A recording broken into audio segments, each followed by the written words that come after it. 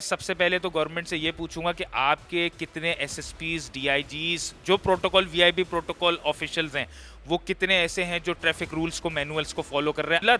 300-400 रुपए है रोज की, डेली वेजेस वर्कर हैं। आपको लगता है वो 25,000 रुपए जो है वो देंगे? आपको स्टार्ट लेना है ई चलान का, तो आप पहले उन तमाम के खिलाफ ई चलान जो है वो इशू करें जो ट्रैफिक वायलेशन सरकारी अफसरान कर रहे हैं।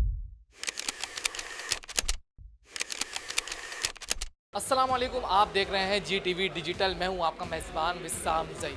कराची के अंदर मसाइल तो बेशुमार हैं, चाहे सड़क के हो, चाहे गैस के हो, चाहे बिजली के हो, चाहे पानी के हो। इतने मसाइल है कि इंसान सोचे तो जब भी ख़त्म ना हो। लेकिन अब सबसे बड़ा जो मसला बन गया वो ई चलान का बन गया है। हमारे साथ इस वक्त बैरिस्टर हसन खान मौजूद है, हम इनसे बात करते हैं। सर, कराची की सड़कें बेहतर नहीं है, गैस आ नहीं रही है, पानी फराहम होता नहीं है, उसके बावजूद ई चलान मुतारिफ़ करवाया जा रहा है। क्या कहेंगे आप इसके हवाले से? ये तो देखें, एक आवाम के साथ मजाक है और आवाम के ज़ख्मों पे नमक छिड़कने के बराबर हुआ ना, कि आप एक जगह आवाम को बुनियादी हकूक़ से महरूम रख रहे हो, आवाम के फंडामेंटल राइट्स प्रोटेक्ट नहीं है, और आप आवाम को सिर्फ दुनिया को दिखाने के लिए कि हम दुबई जैसा निज़ाम लेकर आ रहे हैं, उसका बोझ आवाम पे डाल रहे हैं कि आवाम वो 25,000 रुपये ई चलान जो है वो अदा करे वायलेशन ऑफ ट्रैफिक रूल्स पे।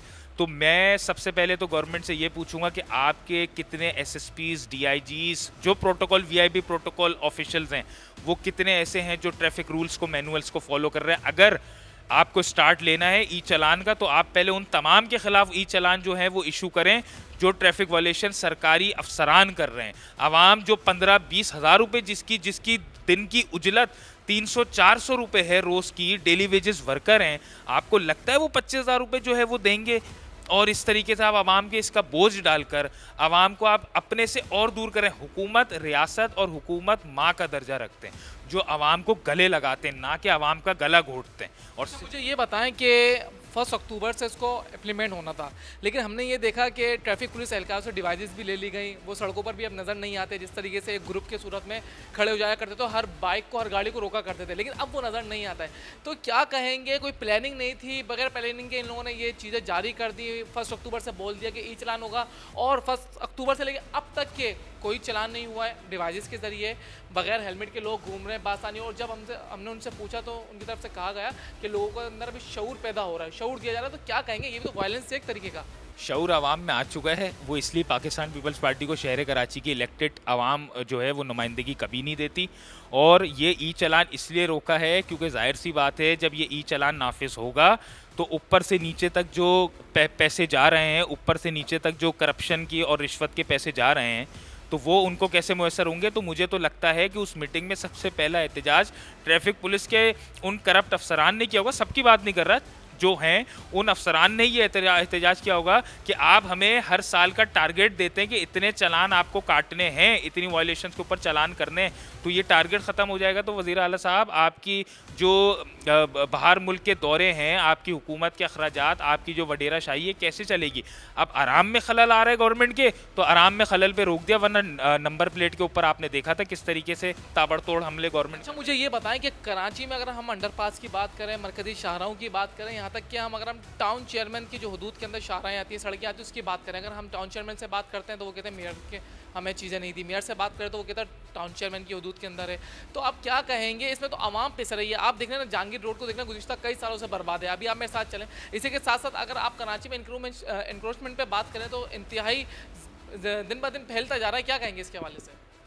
52 सड़कें मेयर साहब के पास हैं, 34% शहर का हिस्सा मेयर साहब के पास है। उनको शहर का 100% हिस्सा कैसे दे दिया जाए जब वो 34% में नाकाम है?